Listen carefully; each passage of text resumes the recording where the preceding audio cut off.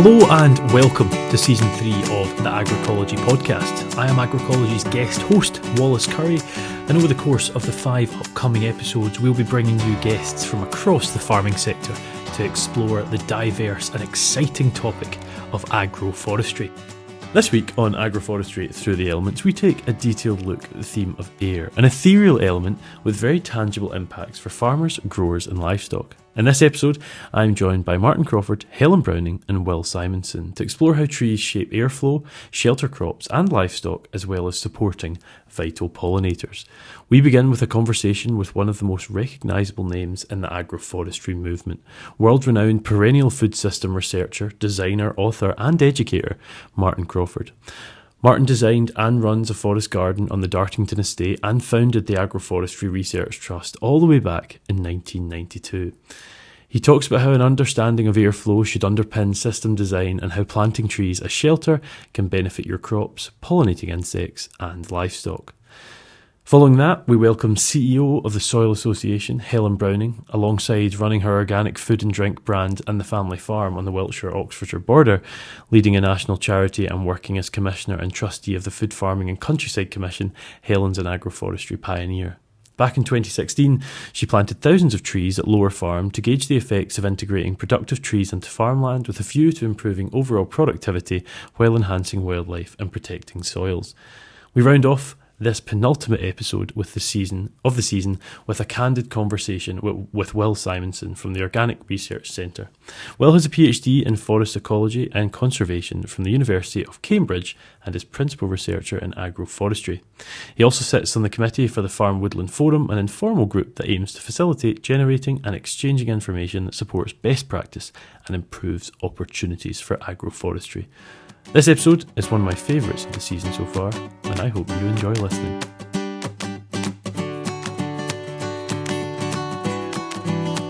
Before we get into all of this stuff, though, Martin, can we just have a bit of background as to who you are? Yeah, Martin Crawford. So I founded the Agroforestry Research Trust down in Devon, South Devon, in the early 1990s. We've been going 30 plus years. We have 20 acres there of trial grounds, where we're doing various things, and planted lots of windbreaks amongst other things, and I do consultancy for other people, so I've designed windbreaks in lots of different situations. So really interesting topic, I think. So it's a term that's just, common verbiage these days is agroforestry, but 30 years ago, what made you think, we've got a great research trust here? Yeah, my interest really there, and still my overriding interest now is in small-scale complex agroforestry systems, so often called food forests or forest gardens, although I do deal with bigger systems as well. What really attracted me to those was a combination of things. I was working as an organic market gardener. Organic market gardening, as anybody will tell you, on a small scale, is very hard work, and there's lots of long, tedious lines of carrots to hoe and such like. Gives you lots of time for thinking and wondering, Are there other ways of growing things? Are there better ways, maybe more sustainable ways than just growing these vegetables, annual vegetables? And that spurred me to basically look into alternatives, and I discovered agroforestry, and it struck a chord in me, and it went from there. So what to you is agroforestry? I've been asking a few people this. Well, when people ask me, I say it's basically mixing trees with other crops. That's it. And so the other crops can be anything. It could be animals, it could be arable crops, it can be shrubs and perennial vegetables, as in a food forest. It encompasses all that. And over that period of 3 decades, how has Agroforestry Research Trust, what's the sort of transition been? What's that looked like? Yeah, well, obviously to begin with, we had land, but nothing apart from grass on it. So the early years were getting things established. And it certainly took maybe 8 or 10 years until things were established enough that I felt it was worth showing people what we were doing. So there was that introductory period when we were doing that. And since then, things have grown furiously. It's a nice climate in South Devon. It's never too cold. It's never too hot. I hasten to say never too dry, because this year it's been a bit on the dry side, but nothing like it has over this side of the country. And a lot of things grow really well there. So And the interest in agroforestry, we're set up to research and educate. So in terms of the education, the interest has spiraled, and has become more and more. So that's been really a really positive thing. And with a focus on the forest garden there, what's involved there? How many people are involved? Is it just yourself? What's happening at that forest garden? Well, our as I said, we have 20 acres. That includes the oldest forest garden, which is 30 years old, which is about 2 acres. But we have a plant nursery, which is where we grow plants for ourselves and sell plants. That's part of our income, and lots of other things going on as well. So overall, we've got 5 people working for us, me included, and we share our time in the different sites. So the oldest forest garden, which is 2 acres, actually, because it's 30 years old, it's very low input. The maintenance is very little. It's maybe a couple of hours a week for one person, the maintenance. And then it's mostly just harvesting from there, which obviously can take longer depending what it is and what time of year it is. But overall, it probably doesn't take more than one person 1 or 2 days a week. And what's been taken off that? What's been harvested off of there, and where's the market? Where's the target market? Well, that forest garden, in fact, from all our sites, we're not aiming to be commercial food producers, because our priorities are education and research. Having said that, obviously we sometimes get big crops of things. We try and use all the smaller crops ourselves. So between 5 different people, we can actually eat our way through quite a lot of food. Yeah.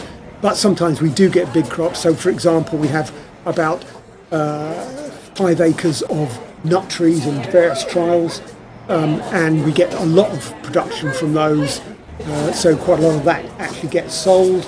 Initially, it was sold through a local farm shop, a well-known farm shop.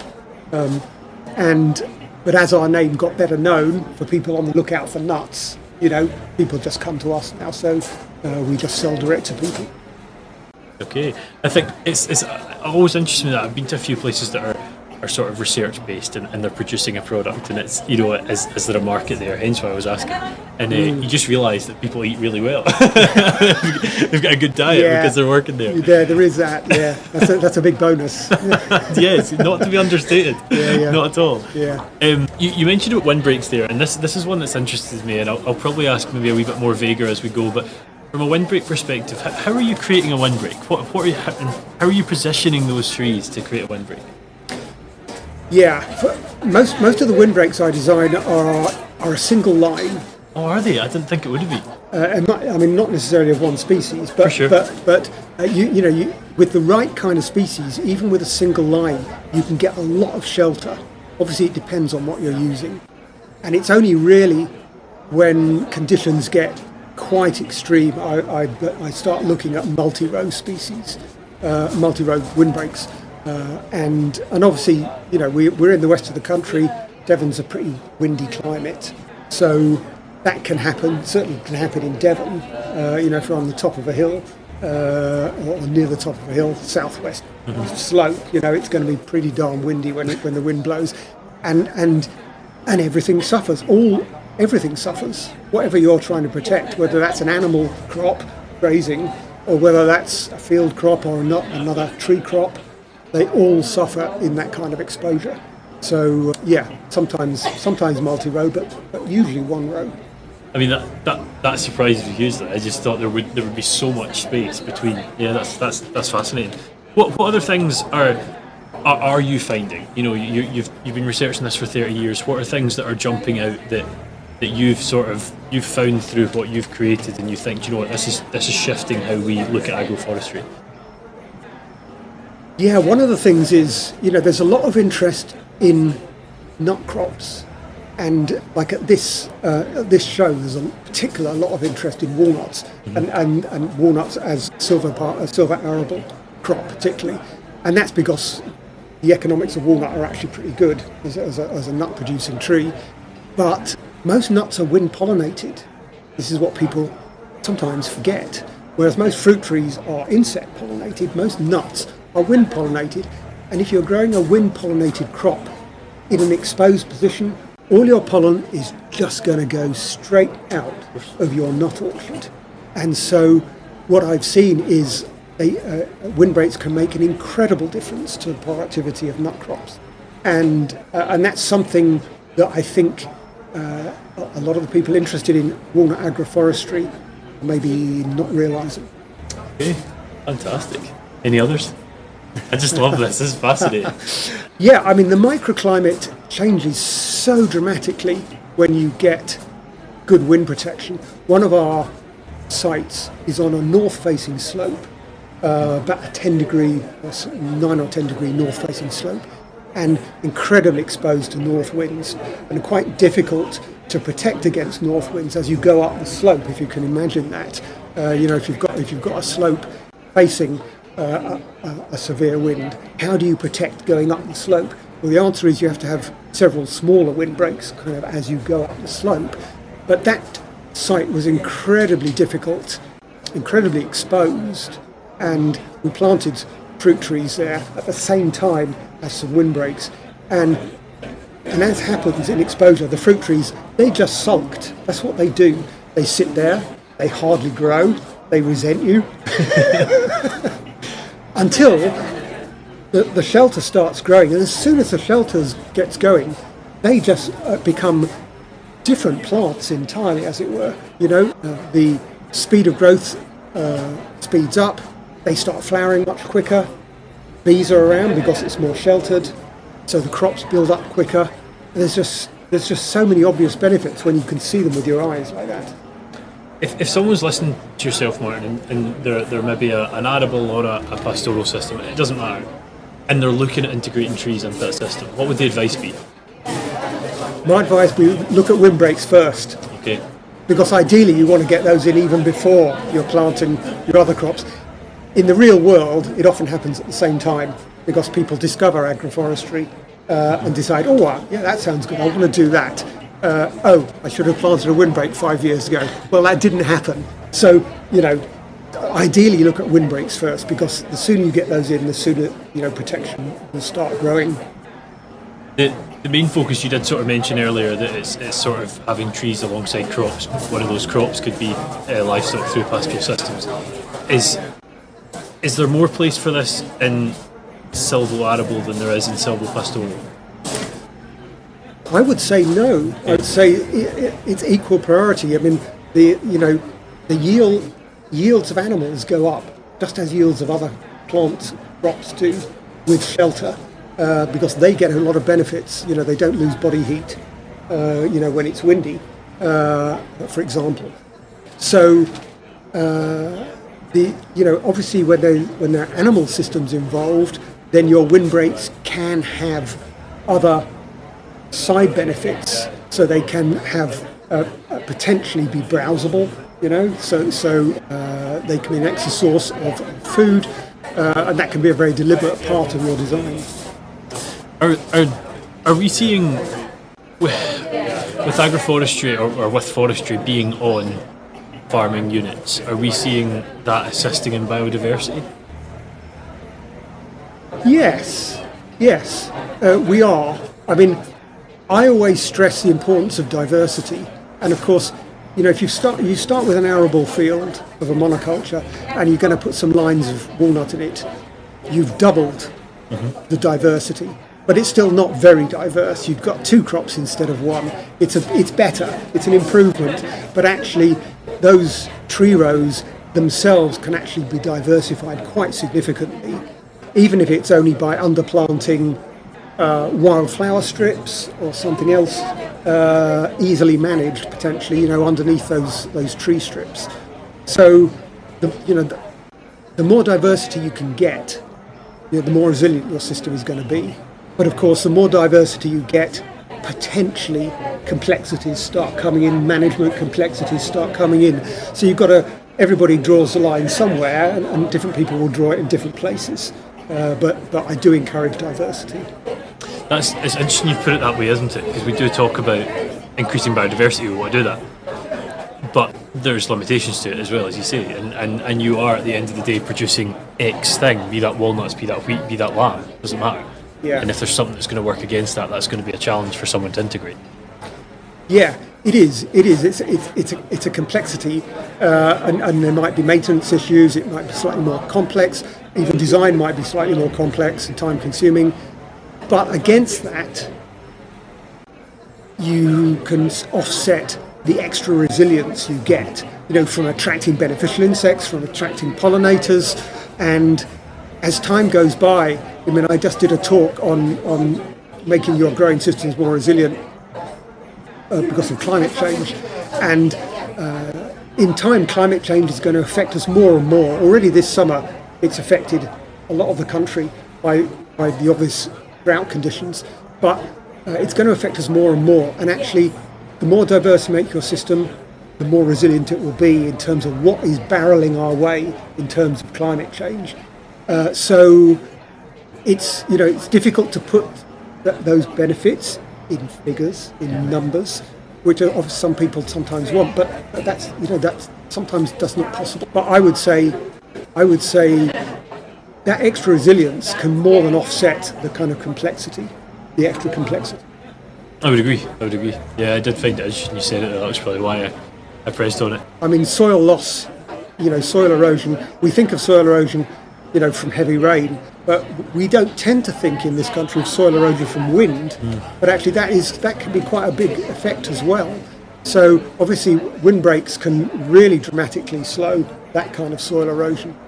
And depending on your windbreak, you can slow rain erosion as well. If you plant windbreaks on contour, for example, down a hillside, in between your tree crops, then obviously that can slow water erosion coming downhill, which potentially might become more of a problem if we have increasingly hot summers like this, and then at the end of the summer get really heavy rains. That water is not going to soak into the ground to begin with. It's going to rush off and cause flash floods and everything you see. So and cause soil erosion. So I think potentially, it will become more important to do that over time. It's fascinating stuff, brilliant, really interesting. Thank you for coming on, Martin. Thank you. Great to chat. Yeah.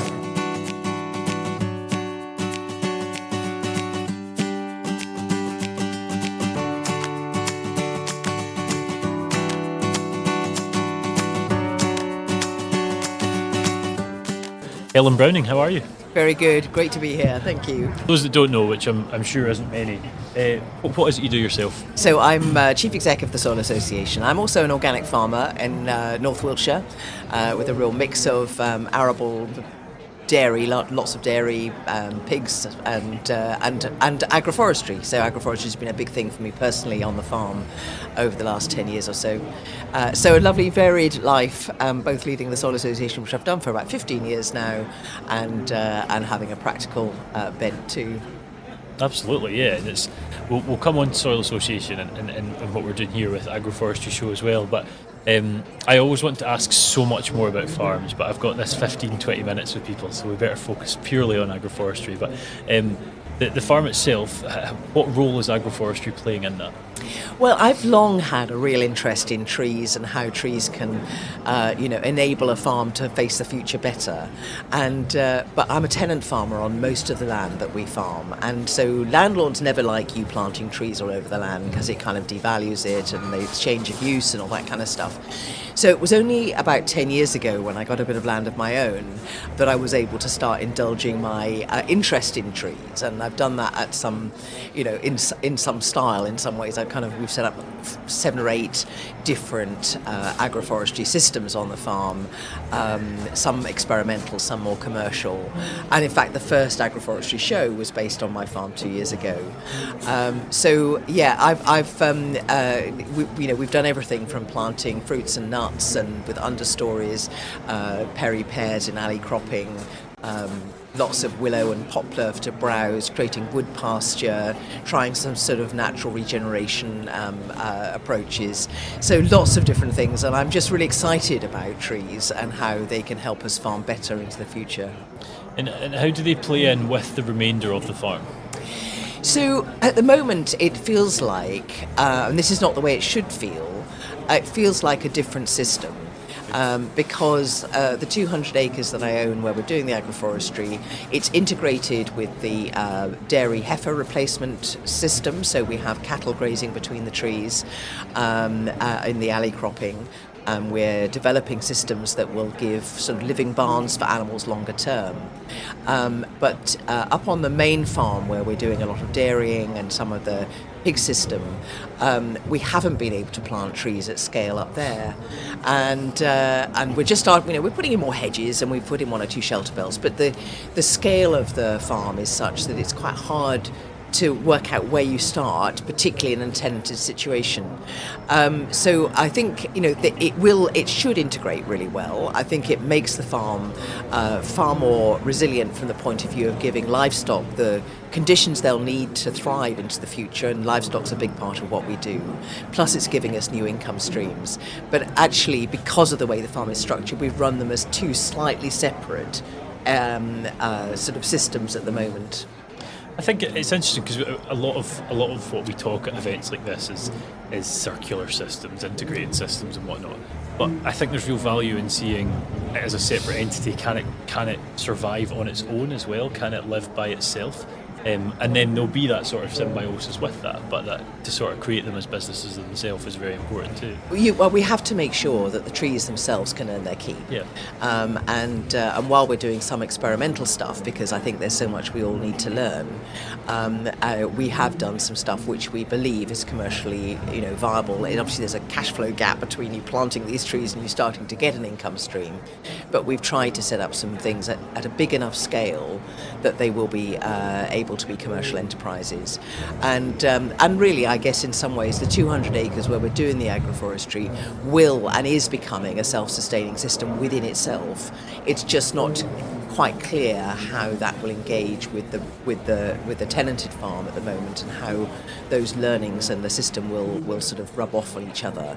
I can see little glimmerings of that starting to happen, not least because we've got somebody growing horticultural crops amongst the trees on one site, and he's a great compost fiend, and actually my daughter and son-in-law are now getting really interested in compost and compost extracts to improve the soils on the broadacre farming. So we're starting to get some of the kind of pioneering stuff we're doing amongst the trees starting to spill over into the bigger farming enterprises. So lots of energy going into this, and it feels like a whole new terrain where we're still, as I say, learning lots and exploring too.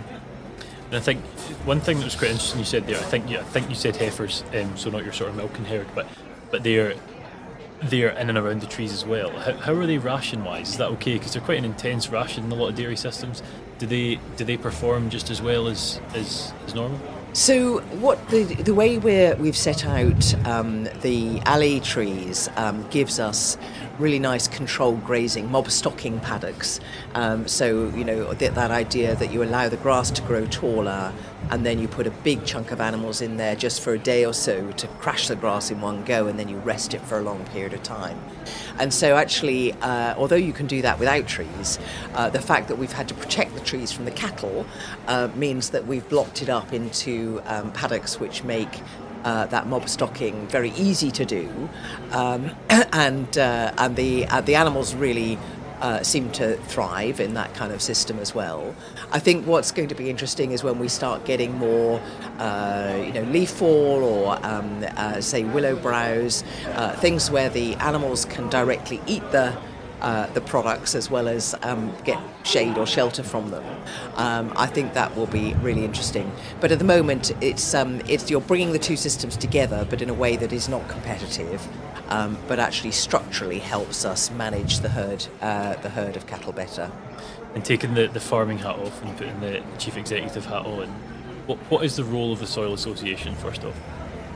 So the Soil Association was founded in 1946, and it was all about researching and communicating the vital link between the health of soils, plants, animals and people, so that that sense of interconnection, a system farm to fork, we might call it these days, but fundamentally about the fact that if we get our soil management right, our soil health right, everything will flow from that. And we've been working in a whole load of guises over the last 80 years to try and bring that mission to life. Today we do everything from revolutionising school dinners through our Food for Life Served Here framework to working on regenerative forestry, to advising and supporting farmers and things like innovative farmers, supporting research at the farm level, farmer-led research. So we work on lots of fronts. We do a lot of advocacy into governments because we're so close to the coalface within businesses and farms and forests that we should know what the real barriers are to progress and how policymakers can unlock that. And it's the most exciting organisation to work with. I've been involved for most of my working life in various guises with the Soil Association, and I've never been bored because it is always inventing new things, trying to find the area where our mix of skills can help something move forward. And working in such breadth and in such depth in a food system, the challenges are endless, the opportunities are endless, and it's an exciting place to be. And what is your role currently as Chief Executive involved? Well, it's trying to bring it all together. I mean, the Soil Association is quite an interesting family. We're a charity, obviously, but we have a certification business. We have more recently Soil Association Exchange, which is how do you measure the environmental and social outcomes of farming systems, advise farmers on improving them and get them rewarded for improving them. So that's a separate business too. Then we have the Land Trust, and of course the farm we're on today at the Agroforestry Show is a Land Trust farm. That's a sister charity, but within the same group. And people can leave their farms if they don't have anything to, if they want them looked after in the long term, they can leave them to us and we will care for them and make sure that we're bringing on new entrants and keeping them organic or, improving what happens on the farm. We could talk more about that. And then all our charitable work. So my job is to kind of oversee all of that and try and make sure that it's a really synergistic organisation, that we're, as I say, spotting the new opportunities, that we're working well across these different entities, and hopefully taking some of that message out into the external world as well. Absolutely. And with a focus on Soil Association, Helen, and agroforestry, what work are you guys doing in agroforestry? So we've been doing a lot over the last 10 years, agroforestry and sort of trees on farm generally, spanning from work on regenerative forestry, so actually in commercial forestry, how does that need to change? How do we get that balance right between the commercial angles and the biodiversity and the social angles? So continuous cover forestry, that kind of thing. Whole farm tree planning, so thinking about trees on farms and how farmers can value the trees that they've got and think about what more they need to do, and that very much takes you into agroforestry too. We've worked with the Woodland Trust on this show and on the last one, and the Woodland Trust have also done fabulous work on the agroforestry front, which has been brilliant. We did UK's first agroforestry handbook, and we've just published the second one at the show this week. So that's really great to have that second edition out, and hosting lots and lots of events. Helping farmers come together, learn from each other, learn from experts, learn from overseas, producing lots of materials. We run, there's an Innovative Farmers Agroforestry Field Lab, and of course, really importantly, we've been doing lots of advocacy into DEFRA, into government, to showcase what agroforestry can deliver, and along with others, that's led to the launch of the SFI, the Sustainable Farming Incentive scheme for agroforestry, which I think is a game changer. Unfortunately, they launched it last autumn and then they shut it again, when not that long later, because all the budget had been used. But I'm hopeful that will come back again, because that's a real breakthrough. It's quite a time lag for farmers who go into agroforestry systems before the cash they've invested starts to pay back. And so actually bridging that gap with the SFI, I think, would be massively helpful to bolster people's confidence in going in. Yeah, I think SFI practice had a cap per person was a great idea. I think that sort of ability to just apply Sure, it's a teething issue, I guess. Hopefully, Yeah. hopefully it is. Are government receptive to a lot of those discussions? Yes, so I think when they were thinking through the sustainable farming incentive approach, the ELMS approach. I hosted on my own farm probably 160 or 70 civil servants over a year, 18-month period, who were all interested in agroforestry, and so having a site where we could bring them and show them lots of different ways that agroforestry could be applied. And Ben and Clive and the team have been working closely with officials on the schemes, as have other people. So I think, I think people have been very receptive. I think having not implemented agroforestry as part of the Common Agricultural Policy, which we could have done, it felt really important once we were making up our own farming policies to make sure that agroforestry was right in the heart of that, because it is a win-win tool. It presses so many of the buttons that governments and society want to see happen. You've got everything, as you know, from your carbon to your biodiversity to new products to soil flood defence. Agroforestry ticks so many boxes. Helping develop policymakers' confidence that, this was a thing that could be implemented, that was practical and rational, and was going to really deliver a whole host of benefits without not really many downsides. The message seems to have got through. Good. And one thing before I forget, how can people access the handbook? So I'm pretty sure it is for sale on our website. It's for sale today here at the show. So if in any doubt, I will go to our website and you'll find out from there. Brilliant. Yeah. Cool. Ellen, we're sat here at the Agroforestry Show, and I'm quite certain you would have been at Groundswell. We go to various shows around the country. What's the role of these types of events to try and promote the likes of agroforestry? I think these kind of events, a bit like Groundswell, this is like the Groundswell for trees, really, It's isn't exactly it? what it is, yeah. Treeswell. Treeswell. It's. I think it actually just really ups people's optimism and confidence that this is possible. There's a community of people thinking like they are, and that there are people with knowledge and information to share, and I think that you just get this sense of a buzz, don't you, at an event like this, 100%. where it's such a positivity in a world where at the moment farmers are feeling pretty disaffected and everybody's a bit cross. I think here, just as at Groundswell, there's that sense of, okay, we can do this, we can take some of our future into our own hands. There are things that we can do to shape our farming futures.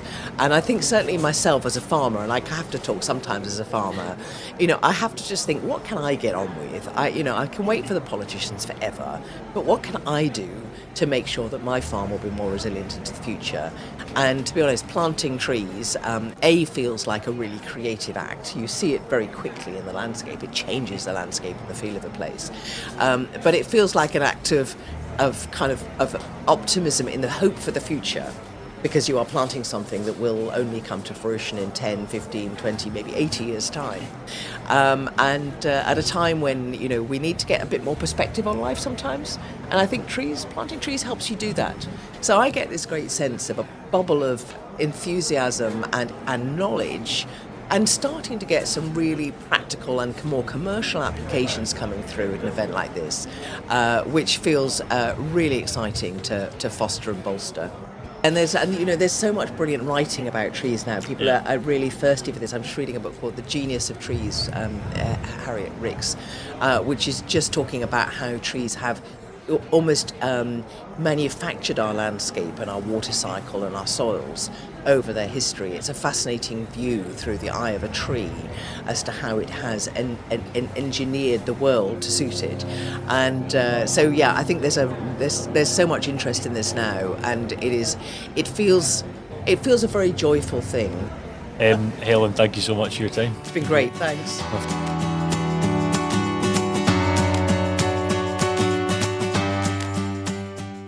Will, how are you? Very well, thanks, Wallace. Yeah, how are you doing? I'm very good. For those listening, Will, could we just have a bit of background as to who you are and what you do?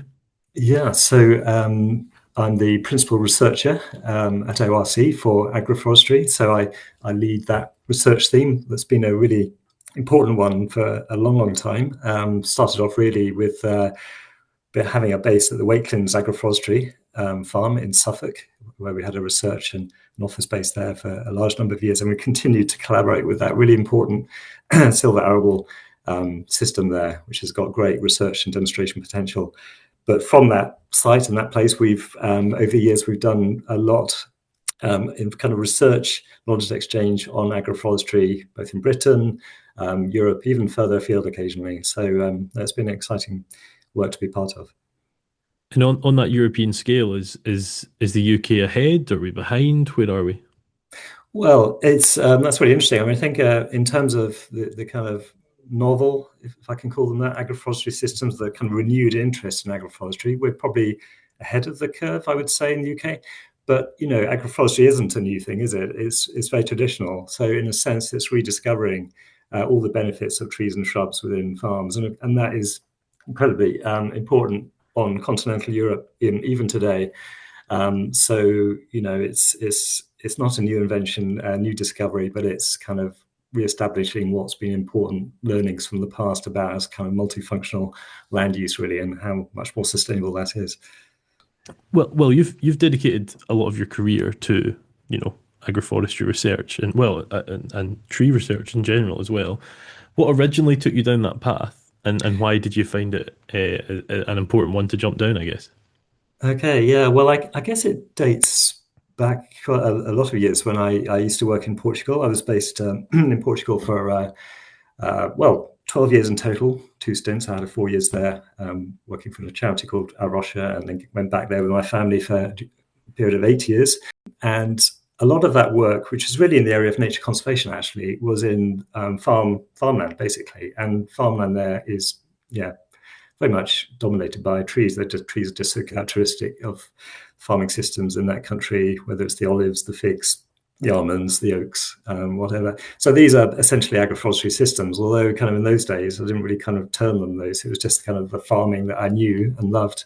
And indeed, I did love them. I mean, they were such fantastic systems, both kind of, in terms of being very productive for agriculture, lots of different products, whether it's the livestock grazing amongst the trees and being fattened up on the acorn mast, for example, in these lovely what they call montado systems, like the dehesas in Spain, these kind of wooded pastures.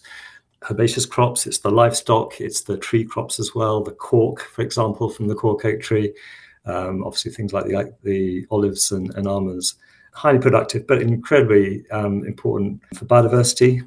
So some of the highest sort of richness of plant species on a kind of patch scale can be found in these montado systems, for example, and culturally so important as well. That cultural part's important, isn't it? Because that leads to large scale embracing of anything, whatever that might be. Do you see that integrating into UK agroforestry? Yeah, well, that's kind of really interesting, and in a sense, the analog for these dehesas and montados is the kind of the wood pastures that have been part of British farming, and indeed the hedgerows as well. I mean, let's not forget that agroforestry includes the kind of boundary agroforestry types, the hedgerows and shelter belts, as well as farm woodlands. So I think you could say a lot of Britain is an agroforestry landscape, but I guess the intentionality of kind of using those trees and shrubs productively for the farming system, that's perhaps what has been lost in the process of also losing a lot of those hedgerows and trees as well.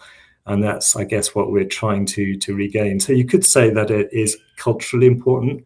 Hedgerows are very, culturally important here, aren't they? It's kind of rediscovering that. I mean, I think essentially a farmland with trees, hedgerows, farm woodlands, copses, riparian, buffer strips of trees. I mean, they're just so beautiful, aren't they, compared with the kind of a monoculture of open land. I couldn't agree more. It's what I've been brought up with by intention in some cases, but also just by nature. It's what's sort of surrounded me for most of my young days. I had a chat with Nils Corfield recently, and Nils' whole thing is talking about beating the weather. We're working with what historically has been quite a temperate climate here in the UK, and transitioning into much more extreme weather systems, much more erratic. I don't know if I'm not a meteorologist. I don't know how hard that is to plan, but from an agroforestry perspective, what role does that play in I guess resilience against severe wind, severe rain, and whatnot?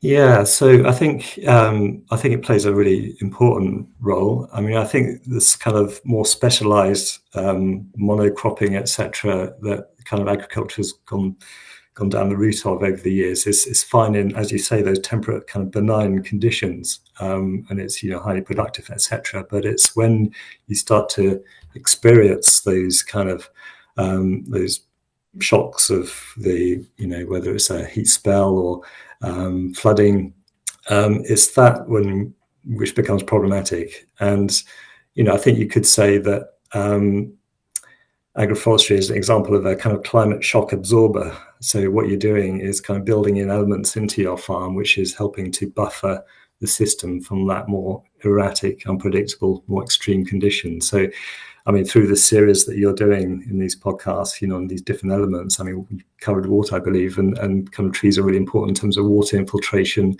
water retention in the system. Obviously, in the kind of heat spells, trees are providing the shade and shelter for livestock. They're reducing crop drying, evapotranspiration in such conditions as well. They're helping to conserve soils, the more windier conditions or, where there's kind of flood events. It's actually kind of retaining that soil structure and keeping the soils in the fields where you want it and building up in terms of health and fertility at the same time. So, yeah, I think there's kind of multiple ways in which the trees are actually bringing in resilience. That word is, I think, really appropriate to use in this context, ecologically, but also economically, because it offers the farmer an opportunity to diversify, to actually not put all their eggs in one basket, but to think of other products, tree products included, which can help diversify their income streams. We'd spoke earlier in this episode, Will, to to Martin Crawford. He was primarily focusing on nut farming, but that sort of utilisation of trees on that system from a windbreak perspective was a big topic there. So I guess a bit of a two-parter in a sense. If someone was maybe listening to this and looking at utilising agroforestry as a windbreak, how would you advise they sort of set that up? And also to the untrained ear, what is the benefit of that windbreak? Is it the obvious things that we think of, or is there more to it? Yeah. Okay.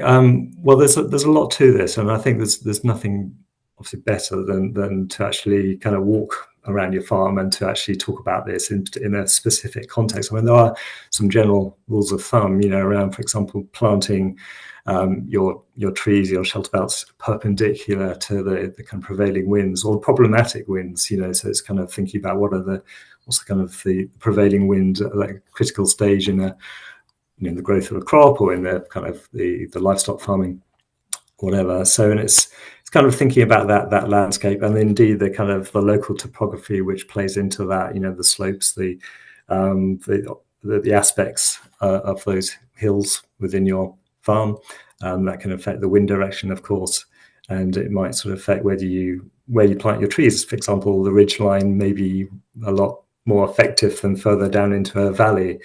So it's kind of principles of the arrangement of the trees that you're planting, and thinking also about that wind break, that sheltering effect. How to what distance will that be in effect? And as a rule of thumb, a tree of height X is going to have an effect of 10 times that height, up to maybe even 30 times that height in terms of the distance in which there is a bit of a sheltering effect.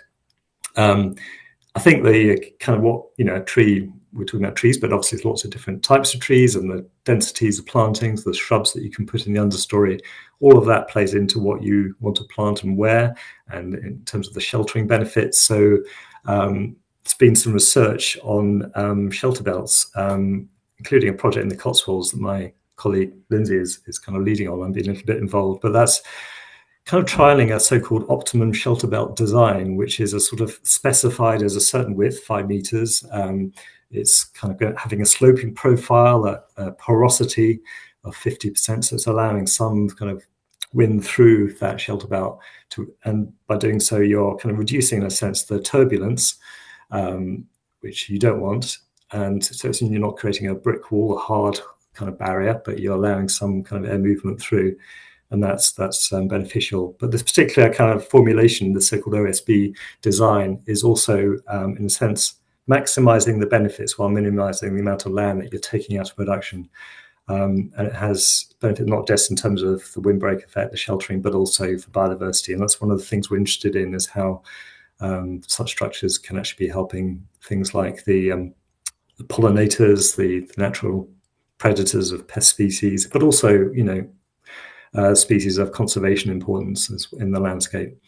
So yeah, I guess that's kind of covering a few issues. I mean, obviously the choice of trees is going to be important, and so you're going to be looking at a combination of things there. I mean, not just, I think the multifunctionality, the multi-purpose trees is always good, isn't it? So trees that will be good for the shelter bed, but also producing something potentially for the farm as well.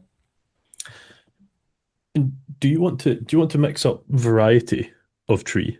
Or, we're talking biodiversity. It's easy to create a monoculture of tree as well, I assume, as a non-forest expert. Are you trying to mix that up?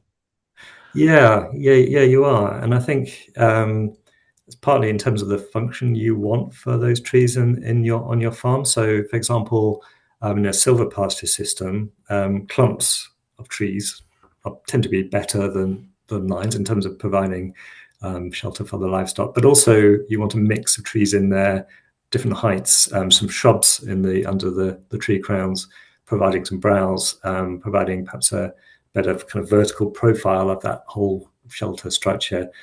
So there's that kind of issue. But as a general principle, diversity is always good in terms of environmental change, climate change.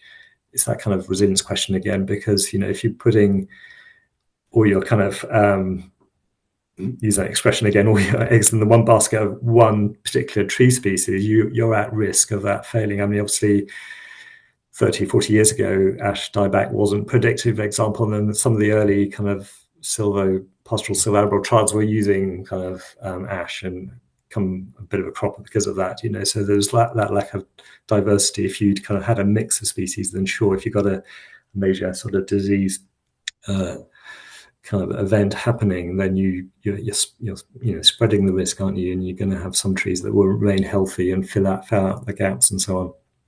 So mix is good. As is often the case. It's true, isn't it? We talk about so many things. We find ourselves talking about the proverbial eggs in the proverbial basket, but it's so true. We can come up with a new saying, it's still coming back to the same heart of it. And biocultural, whatever diversity, no matter what we're talking about, seems to have benefits to resilience. And you touched on, sorry, you touched there, Will, on the impact of pollinators. I wanted to ask you a wee bit more about that, with a focus on pollination, like primarily focusing on silvo-arable here. What impact are those agroforestry systems having on that? Again, trying to focus on the air concept of this episode with a focus on wind again. Is there benefits that I'm not aware of? Yeah. So, I mean, obviously, well, maybe I could first of all just refer to some kind of research that we were doing a couple of years ago for the countryside charity CPRE, and in fact this was looking at the benefits of scaling up Britain's hedgerow network by 40%, and in fact the challenge to us was actually to try and in a sense model what the economic benefit of that would be. Sure, thinking about the ecosystem services, but then trying to, in a sense, equate that to what value that has.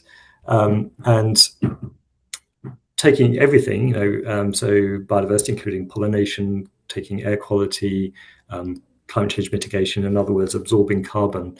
We kind of worked out that, for every £1 invested in a hedgerow creation or restoration, you're getting multiple pounds back in terms of value, including pollination services. And I suppose focusing in on that particularly, because that's kind of your kind of interest here, I guess it's looking at where there can be pollination limitation in some crops. So pollination in apple trees, for example, is an example, but also potentially beans, potentially oilseed rape. It depends a bit where you're talking about. But, where there is pollination limitation, it's been found that, hedgerows can actually, by boosting pollinator populations, can actually enhance that kind of pollination, therefore the production, the cropping in that adjacent field.